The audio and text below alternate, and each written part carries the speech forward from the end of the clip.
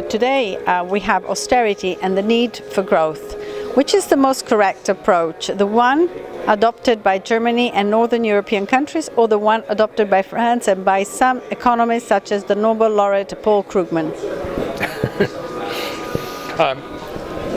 Yeah, there are quite a lot of economists who favor, as I do, the bigger deficits, a lot of expenditure. But a very big question is which countries should be doing the increased expenditure. Well, and austerity has been a disaster. There's nothing more absurd than looking at capitalist economies that just have the resources to make more and simply aren't doing it. Have people standing around idle who would be perfectly capable of doing things. But there must be a way of achieving this. But it is very difficult within the framework of Europe with the fixed exchange rates of the euro. Wages just aren't going to adjust quickly enough.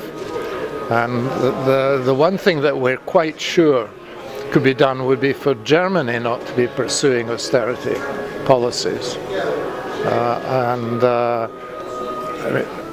A lot of inflation in Germany would do a great deal of good for everybody. According to you, is there a need for new rules for the markets or for new fiscal policies to avoid too high public deficits, or both? In theory, or perhaps I should say, as people like Paul Krugman and I speculate, if you increase the deficit now, you'll find yourself with a smaller deficit in next year.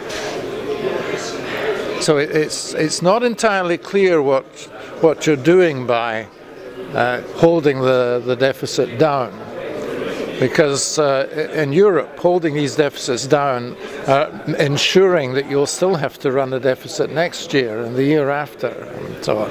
Whereas if you would just go for a bigger deficit now, next year you might not have a deficit at all.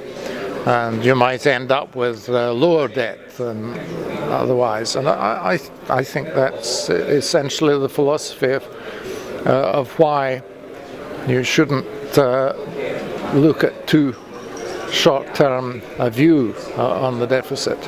You really can have a pretty high rate of national debt without it being disastrous.